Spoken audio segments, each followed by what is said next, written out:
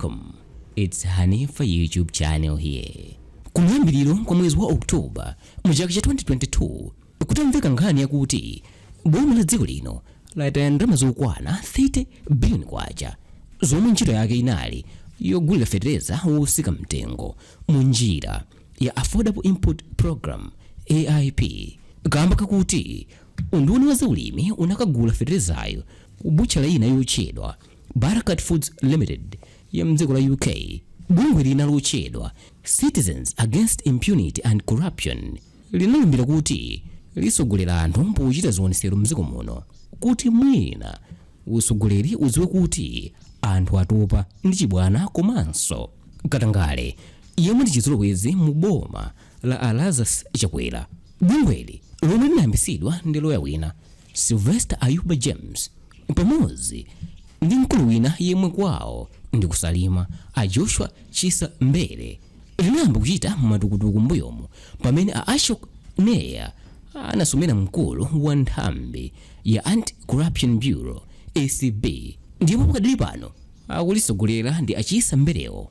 Zichitika za feterezazi iwowa analengeza kudzera pa tsamba lawo la pa Facebook kunena kuti adzasogolera amalawi onse mdziko muno ndi kupanga zionetsero za mtendere kupita ku nyumba yachifumu ya mtsogoleri wa dziko lino yake Palace pa 28 Oktoba mu chaka cha 2022 komwe akapereke kwa mtsogoleri wa dziko lino chikalata cha madandaulo awo amomwe akuyendetsera mdziko lino.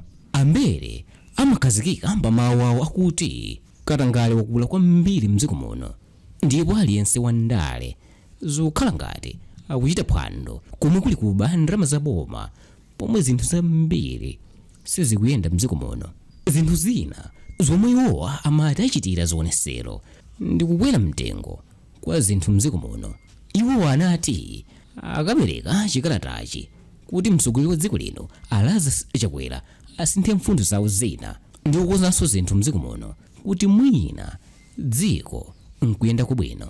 Atatero anapita ku konsolo ya mzinda wa Lilongwe kukapempha chilolezo komwe bwana mkubwa wa bomali a Roford Palani anawalola kuchita zionetsero koma anawalesa kupita ku Palace kukapereka chikalata cha madandaulo awo koma kuti adzapereke ku ofisi yawoyi ndipo iwowa abwana mkubwawa akapereka kwa mtsogoleri wa dziko lino achisa Mbere pamodzi ndi anzawo ena omwe anawaperekeza anamenyesa mutu pamwala kunena kuti adzakapereka chikalatacho ku nyumba yachifumuyo.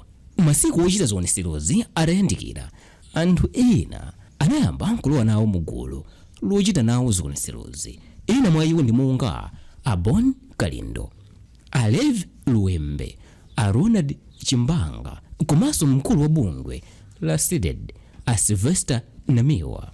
Zionetsero za mu mzinda wa Lilongwe zisanachitike gululi linachitisa zionetsero zina m'mizinda ya Blantyre ndi Zomba ndipo zionetsero za kuzomba anazisogolera ndi Abon Kalindo ndipo za ku Blantyre anazisogolera ndi Leonard Chimbanga omwe ndi kansala wa chipani cha DPP ku Soch East Ward mzindawo.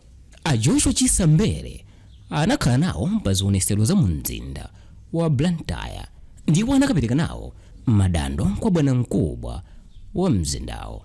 Zipani za DPP komanso UDF zinatulutsa makalata omwe anapempha anthu mdziko muno kuti akhale nawo ku zionetseroko. Zionetsero za mizinda iwiri ya Zomba ndi Blantyre zinayenda bwino popeza zinali zabata. Malo ake ndi tsiku lomwe kumayenera kuchitika zionetsero mu mzinda wa Lilongwe ndipo pofika nthawi ya 9 koloko kumamawa a Joshua Chisa Mbere anali atafika kale ku bwalo la Lilongwe community kukonzekera kusogolera anthu kuchita zionetsero. Iwowa anali limodzi ndi apemphero mvula komanso Alev Luembe kumeneko. Zionetserozi zinayamba mubata mamawa wa sikuli. Anthuwa anachoka ku bwalo la Lilongwe community kudusira ku Mchesi nkukafika ku Chilambula roundabout pamene anapezapo kuti apolisi pamodzi ndi asilikali awachingira kuti asapite njira yokafika ku Palace. Pamenepa mtsogoleri wa zionetserozi a Joshua Chisa Mbere anawuza anthu kuti asapangiza chiwawa zilizonse, ndipo apita ku office ya mbwanamkubwa wa bomali a Roford Palani, omwe atakawatenge ndi kupita nawo ku Kamuzu Palace komwe atakalandire chikalata cha madandaulo awo. Apatu gulu la anthuli linali litasimikiza kuti liukafika ku nyumba ya chifumu ya Kamuzu Palace, ndipo anthuwa anali ukwiya ndi zomwe apolisiwa anachita. Ndi mkwiyo anthu ena anayamba kugenda miyala pomwe amadusa mu msewu wa Paul Kagame Highway. Pamene gululi linafika ku office ya bwanamkubwa wa boma la Lilongwe, anapempha bwanamkubwayo kuti awaperekeze kupita nawo ku zipata zolowera za Kamuzu Palace komwe atakalandire chikalata cha madandaulo awochi. Apa bwanamkubwayo anauza anthu ochita zionetsero kuti akuyenera apereke chikalatacho kwa iyeyo, ndipo iyeyo akachilandira apita nacho kwa anthu oyenera. Apa anthuwa sanakondwe nazo, anawuyamba ulendo wopita ku nyumba ya chifumuyo. Atafika pa Lilongwe Hotel, malipoti ena akuti anthuwa anayamba kugenda nyumba zina za mu mzindawo zomwe zinapangisa kuti apolisi uso wokhetsa misozi. Apapa panali chipwirikiti, ndipo apolisiwa anamanga atsogoleri a zionetserozo a Joshua Chisambere, a Levi Luwembe ndi anthu ena okwana 31 omwe anali nawo pa zionetserozo. A Peter Kalaya, yemwe ndi mkulu wofalitsa nkhani za apolisi mdziko muno, anasimikiza izi kunena kuti inde anthuwa anamangidwa ndipo akusungidwa mu zitokosi za apolisi zosiyanasiyana mu mzindawo. Iwo anati anthu opanga zionetserowa anaphwanya malamulo posasata njira yomwe anagwirizana, komwe kunali kukapereka chikalata cha madandaulo awo kwa bwanamkubwa wa boma la Lilongwe, yemwe amati akachilandira chikalatachi adzachipitisa kwa president wa dziko lino a Lazarus Chawera, omwe pa nthawiyo anali kumpoto kwa dziko lino. Akalaya anawonjezeranso kunena kuti anthuwa m'malo mopereka madandaulo awo kwa bwanamkubwayo anayamba kumukakamiza kuti apite naye ku Kamuzu Palace, ndipo iyeyo atakana anthuwa anayamba kugenda.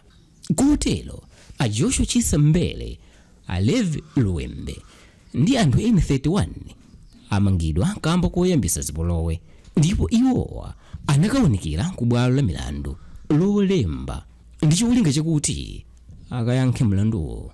Ofalitsa nkhani anatinso milandu ina ikhoza kuwonjezedwanso popeza apolisi pa nthawiyo adali kalikiliki mkati mofufuza kukula kwa zinthu zomwe zinawonongedwa pa sikuli.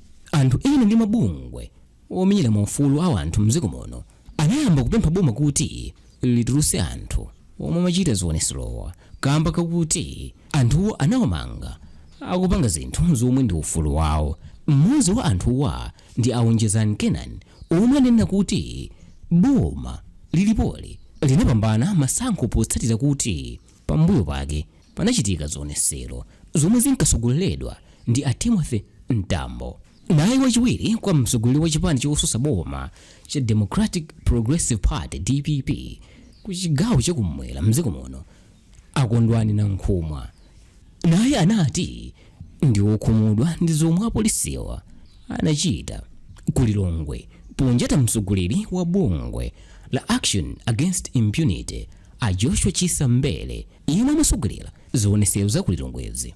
Anankhumwa anati zomwe achita apolisi ponjata a Chisambere, omwe wanyadira amawatchula kuti mneneri yoswa, nzophwanya ufulu wa anthu opanga zionetsero momasuka. Patatha maola ochepachabe nawo akuluakulu a bungwe la Action Against Impunity anatulutsa chikalata chomwe chinadzudzula kunjatidwa kwa mkuluyo.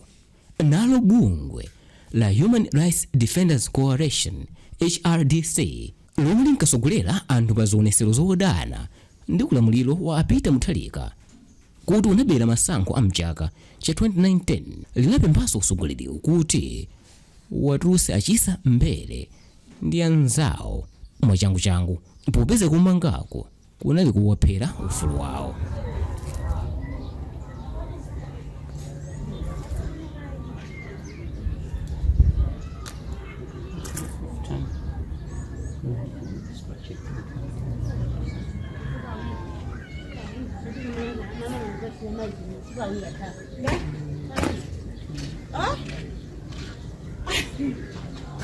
Anajua sema. Yes. Kama kila maka